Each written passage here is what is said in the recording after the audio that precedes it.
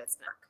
It seems like nobody wants to work these days. That's so true. You have to surround yourself with people that want to work, have a good work environment. Hey guys, and welcome to Little Black Bird 91. We're talking to you guys about why Kim K is trending. Yes, she's trending on the streets out here, and there's a reason why. She's trending because she said some things, like she just was showing a clip where she said, listen, get your ass up and get to work. Let's talk a little bit about why this is problematic and why Twitter and the rest of the population have decided to drag Kim K for filth. If you're new to the channel, like it, share, subscribe, click on that bell button for notification of the uploads. And for those of you who are returnees, already know what it is, baby. You got the minerals. You got the minerals. Stay hydrated because the streets out there are hot. Let's get into this video. Let me just bring this around here. Okay. Let's talk a little bit about the video. I'll play a bit more of this clip so you can actually see what was kind of said. Now, what's really interesting about this clip by Kim Kardashian and her sister is the fact that, again, once more, just like Molly May, the English influencer as well, is people who are in privileged positions forget to speak from a place of privilege. What I mean by that is having an understanding that you are privileged. You have come from a privileged background. Thus, you have a different starting point to other people. And what people on a lower socio-economical level hate the most is for people in higher socio-economical levels to start talking down, saying it's as easy as working hard, because lower socio-economical people are working just as hard, if not harder, to make their lives worthwhile. Right? And what it says to other people who are on a lower socio-economical scale in comparison to them is saying basically you're poor because you don't work hard enough. Now, I'm gonna be honest though. Watching the video, I don't think even Kim K is talking to a lot of you lot. I'll be honest with you. I don't think Kim K is talking to a lot of you guys. I'll be honest with you.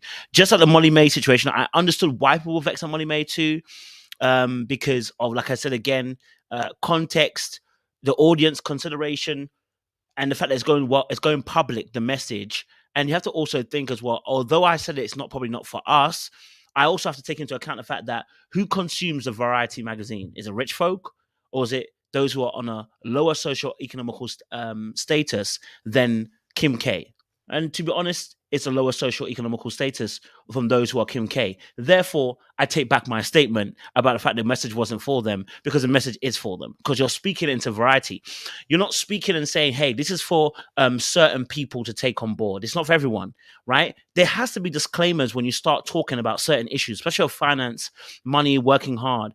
You have to put a disclaimer in there, because the message goes out to everybody, especially with social media, especially if it's not a closed network. If you were sitting in a room in a closed network full of people who were rich, then your message has a closed network audience. Unfortunately, you're talking on a big platform called social media, and that goes out to everyone who actually buys into that brand Variety. And when you speak, you're speaking to all of them.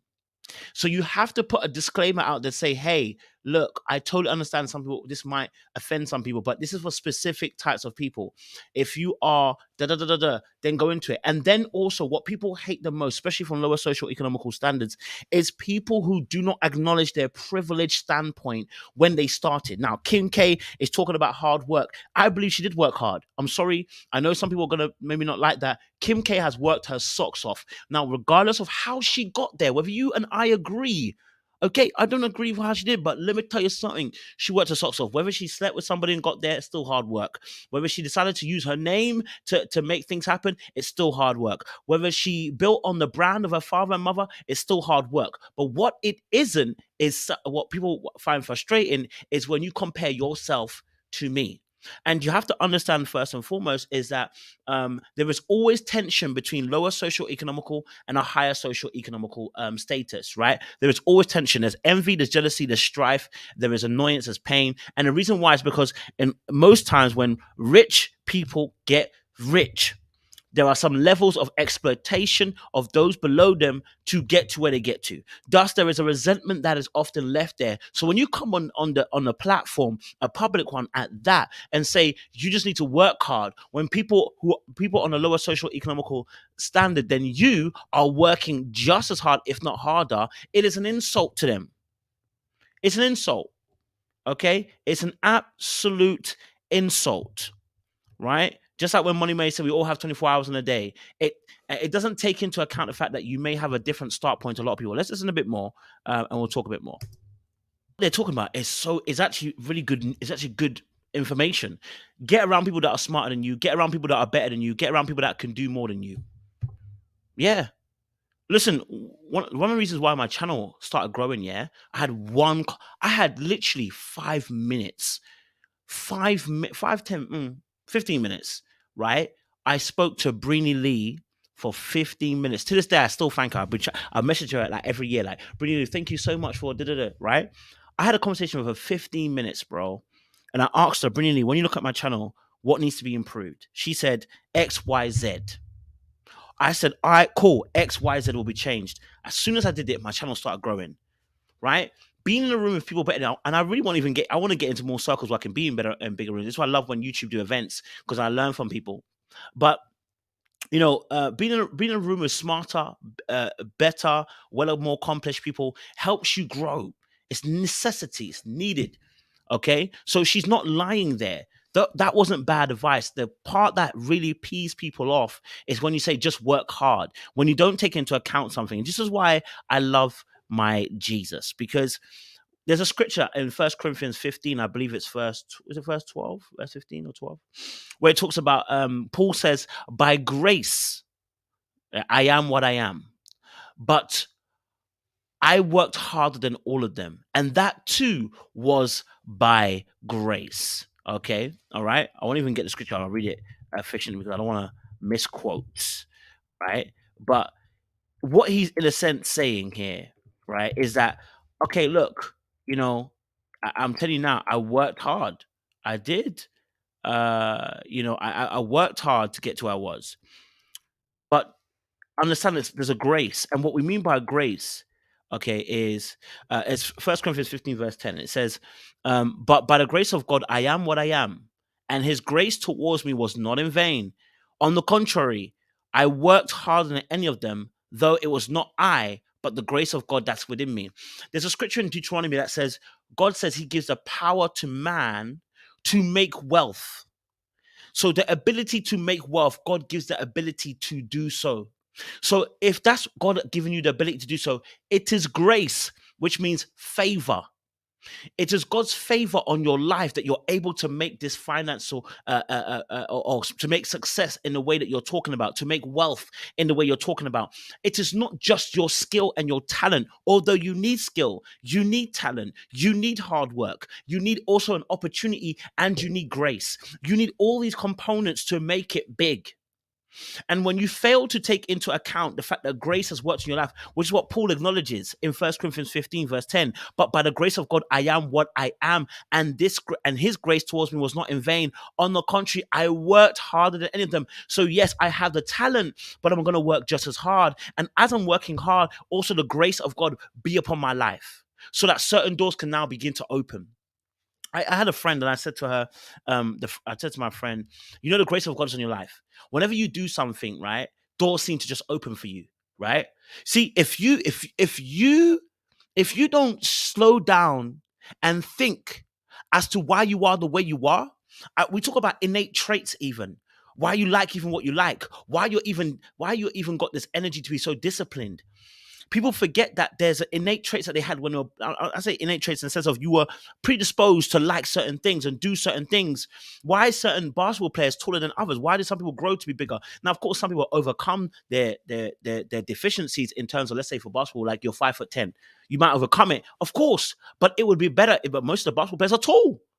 So Clearly, when you're born with some height, there is an advantage to it. Clearly, when you're born with some looks, there's an advantage to it. Clearly, when you're born with a certain figure or you develop a certain figure, there is some advantage to it. There are advantages in this life that we have to admit. And these things are not oftentimes things we control. That is what we call grace, the favor of God on your life to allow you to have opportunity and to have favor from not only God himself, but man too.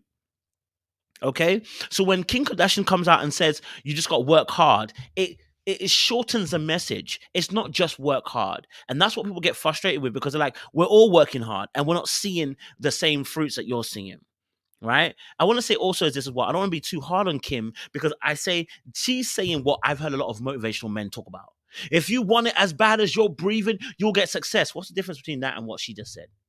If you want it, when you get up and you want it just as much as you want air, won't you get it? What? Because they put a soundtrack behind it. He's a man, okay, and it sounds motivational. That's why it's okay, right?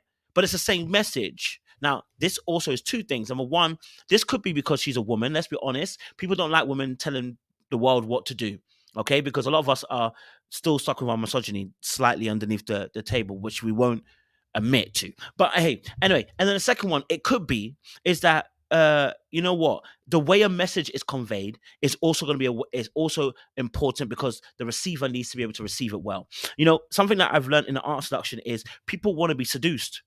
People want to be enticed. People want to be emotional about what you're saying. So when someone does a motivational speech, if you want it as bad as you breathe, that's okay. If you say you should get the up, now what your intonation is showing to us is you think I'm lazy. Whereas the other guy who said, if you want it as bad as you breathe, asked the question, if you want it as bad as you breathe, then success can be there for you. But she's saying, get up, don't be lazy, get up to it automatically comes with an intention and already a judgment that you're lazy. That's why you're not where you are. Right? Whereas the other one is saying, listen, if you're as hungry as you want to be, if you're hungry about it, but it's actually the same message, but the tonation of it, the delivery of it, the energy behind it. One is saying you're lazy, but if you get unlazy, you'll get it right. And the other is saying, no, when you're desperate, when you're hungry for it, when you're motivated for it, you go out and get it. Two different motivations here, two different energies, two different intentions behind the actual message. And that's really important because those are the things that are going to guide you going forward when it talks about, that's what's going to guide you in making that decision between a distinction between Kim K and a motivational speaker who, as a man, says the exact same thing, but just in a slightly different way, right? So the bombshell here is that they actually spoke a lot of truth in that video, right?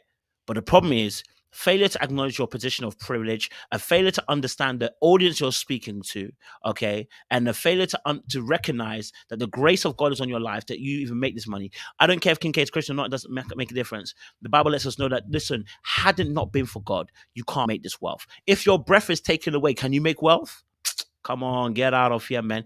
Get out of here, man. Stop all of that, man. Get out of here, man. You know what I'm saying? Get out of here. Get out of here, man.